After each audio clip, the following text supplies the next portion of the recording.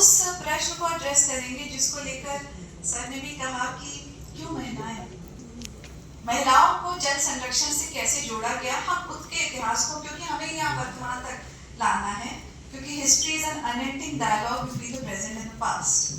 तो यदि हम कहें कि हम 2021 के विमेन वाटर चैंपियंस पर प्रकाश डालें, हम पृष्ठभूमि पे जाते हैं कि ये कहाँ से शुरू हुआ जल प्रबंधन में महिलाएं, तो हम एक बड़े कैनवस की तरफ पढ़ते हैं जिसको कहते हैं इको फेमिनिज्म। इको फेमिनिज्म स्त्री और प्रकृति से संबंध, कैसे उसको स्थापित किया गया। फिर ग्लोबल पर्सपेक्टिव पे पर्यावरण, मतलब हर भी कोई फिनोमेना और रेवोल्यूशन होता है तो वो उसका एकाकी स्वरूप नहीं होता है। यदि इको फेमिनिज्म की बात हम कह रहे हैं जिसकी प्रारंभ ही हम 1970 से कहते हैं और उसके बारे में विस्तार करेंगे, तो उसी समय 1970 के दशक में पर्यावरणवाद का एक काल था और फिर नारीवाद का भी काल, तो दोनों को जोड़ के बना इको फेमिनिज्म।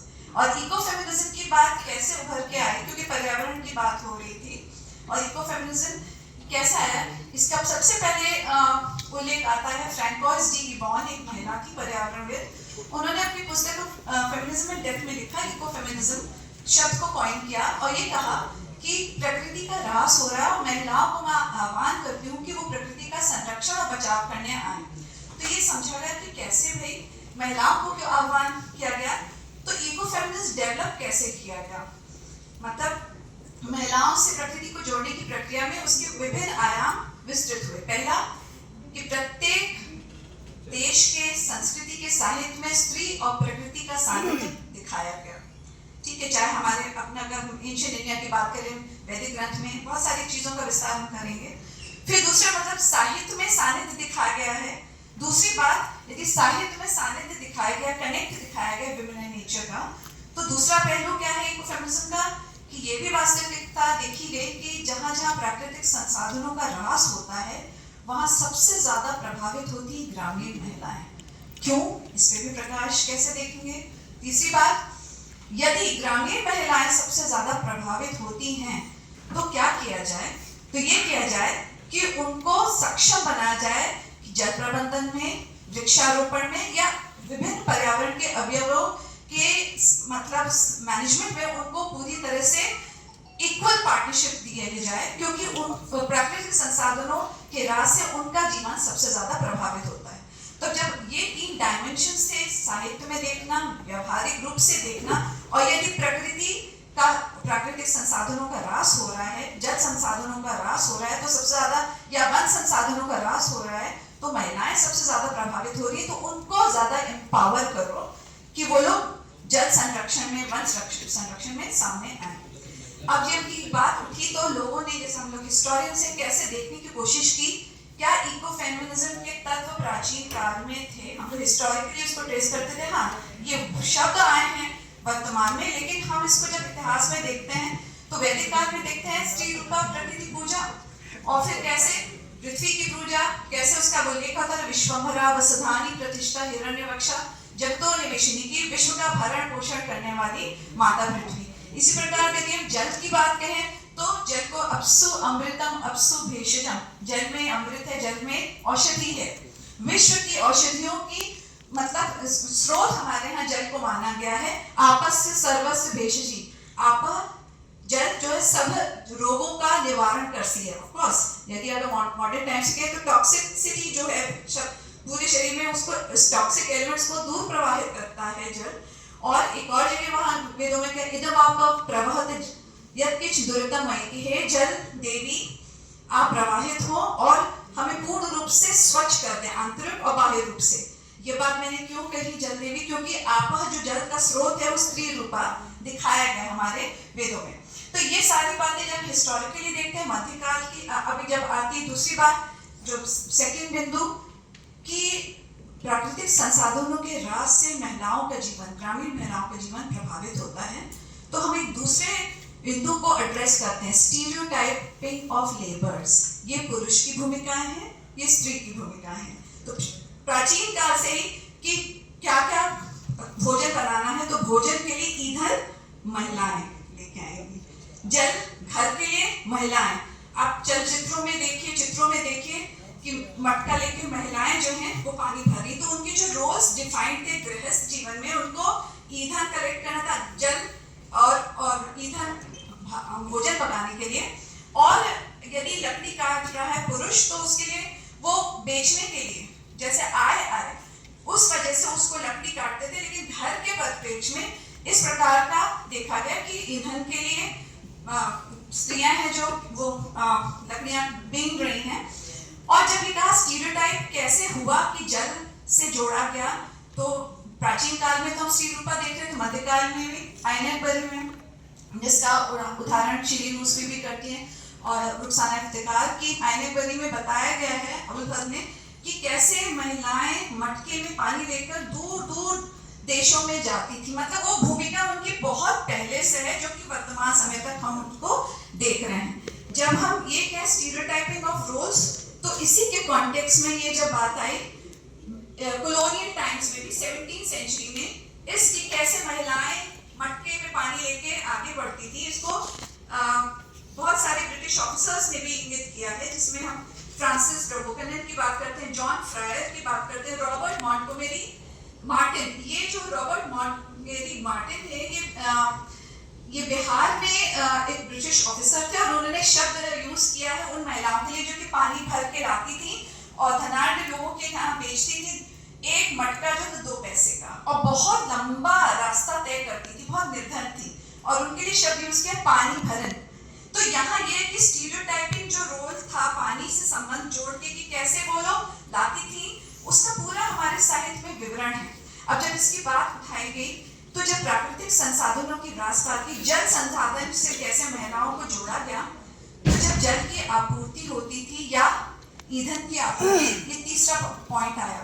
चिपको आंदोलन आपने सुना है 1974, जब फ्रांकोइस डी इबॉन इको फेमिनिज्म को कॉइन कर रही थी। हम इको फेमिनिज्म का एक अध्याय जी रहे थे।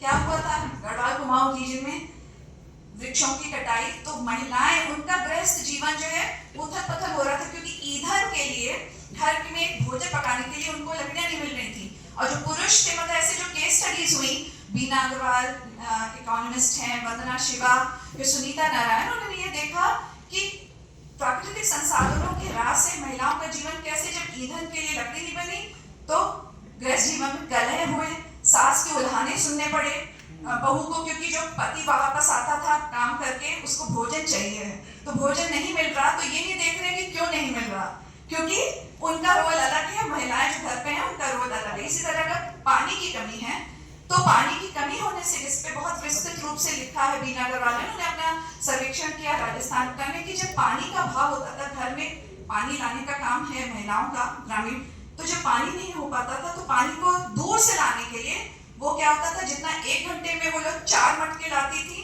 तो 4 घंटे में उसी 4 मटकों को भर के लाती थी। जितना समय बहुत लंबा समय उनको तय करना पड़ता था, क्योंकि जल कहाँ से उपलब्ध होगा इसको देखना था। उससे क्या हुआ था कि जब घर लौट के आती थी भोजन बनाने का समय नहीं मिल पाता था। पुनः गृहस्थ जीवन में बहुत ही ज्यादा मतलब कलह का उल्लेख देखा गया।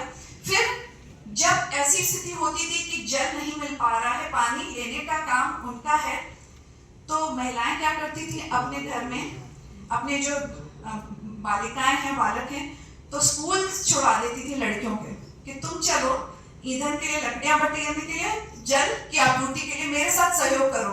यहाँ भी कोई जेंडर डिस्क्रिमिनेशन की, जो लड़का था वो स्कूल जाता रहता था, जो बालिका थी उसको माँ अपने काम के लिए कि जल की आपूर्ति के लिए हमें दूर तक जाना है, तो अपने साथ अपनी बालिकाओं को ले जाती। तो ये जो सारी बातें हुई कि कहीं तो ये विडम्बना की साहित्य में स्त्री रूपी प्रकृति पूजा, जल संसाधन और सारी चीजें महिलाओं से घनिष्ठता, और जब जल की आपूर्ति होती है या लकड़ी की आपूर्ति होती है, तो कैसे महिलाओं का जीवन सबसे ज्यादा प्रभावित होता है, जब ये देखा गया विभिन्न शोध के माध्यम से। तो तीसरी बात उभर के आई, कैसे एम्पावर किया जाए। एम्पावर जब समस्याएं उनकी हैं तो कैसे, तो water management and forest management schemes में महिलाओं को लेने की प्रक्रिया शुरू हुई, क्योंकि बहुत सारे एनवायरमेंटल, जैसे हमने कहा वंदना शिवा ने बहुत सारा काम किया। वंदना शिवा के कॉन्टेक्स्ट में हम इसलिए बताना चाहेंगे कि उनको नेशनल कमीशन फॉर विमेन ने हायर किया कि आप बताएं कि जल कहाँ कम है और महिलाओं को कैसे हम इसमें जोड़ जोड़ सकते हैं। उनकी रिपोर्ट आती है 2005 में, जिनके टाइटल है विमेन एंड वाटर, और वो बताती हैं कि पूरा सर्वेक्षण की कहाँ कहाँ जल की कमी है और महिलाओं को कैसे जीवन इससे प्रभावित होता है, और एम्पावर करने के लिए उन्होंने सजेशंस दिए कि जितने भी हमारे वाटर बॉडीज हैं उनको संभालने के लिए कुछ विमेन ऑर्गेनाइजेशंस को गवर्नमेंट का सपोर्ट प्राप्त होना चाहिए, नॉन गवर्नमेंट सपोर्ट प्राप्त होना चाहिए, जिससे कम से कम वो अपनी जो पीड़ा है और अपनी ग्रीवांसेस को एड्रेस कर सके, क्योंकि पब्लिक प्लेटफॉर्म में बहुत कम नजर आता है कि उनकी बातों की सुनवाई हो। तो नेशनल कमीशन फॉर विमेन ने, जो कि वंदना शिवा ने इस बात की शुरुआत की, बहुत सारी चीजें इससे और संबंधित हुई, जैसे कि centre for science and environment की पूर्व निदेशिका सुनीता नारायण, उन्होंने महिलाओं को सजग बनाने के लिए ग्रामीण क्षेत्रों में जाना शुरू किया और रेन वाटर हार्वेस्टिंग कैसे की जा सकती है वो महिलाओं को भी समझाने की कोशिश की। इस संदर्भ में हम ये बताना चाहेंगे कि बहुत सारी योजनाएं आई। जब तक हम इस पे आते हैं, 2012 में नेशनल वाटर मिशन लॉन्च किया गया और जिसको सपोर्ट किया यूएनडीपी ने भी, यूनिसेफ ने भी, और जिसके तहत जो डिसाइड हुआ कि विभिन्न क्षेत्रों में जो भी मैनेजमेंट स्कीम्स है वाटर, उसमें महिलाओं की सहभागिता हो, ये सुनिश्चित किया जाए। और इसके कॉन्टेक्स्ट में 2019 में, यहाँ 2019 में जल शक्ति अभियान प्रारंभ हुआ, और ये किस बात को की तरफ कि जैसे कहते हैं सस्टेनेबल डेवलपमेंट गोल्स, आप लोग जान रहे हैं यूएन के, उससे जोड़ने का प्रयास किया गया। उसमें एक एजेंडा 5 है that incorporate women for natural resource management, forest management and water management। तो ये सारी बातें जब कही गई तो भारत सरकार भी सक्रिय हुई, क्योंकि सस्टेनेबल डेवलपमेंट गोल से भारत को भी जुड़ना था। और 2019 में यह जल शक्ति अभियान प्रारंभ हुआ, और 2021 में ये जो महिलाएं हैं जिनको ग्रामीण क्षेत्रों में पावर किया गया कि वो वाटर बॉडीज को संरक्षित करें, सरकारी मदद मिली। देखिए उनको कितने रूप में उनको पुरस्कृत किया गया, कौन कौन सी महिलाएं थी, please move forward. Oh yes yes,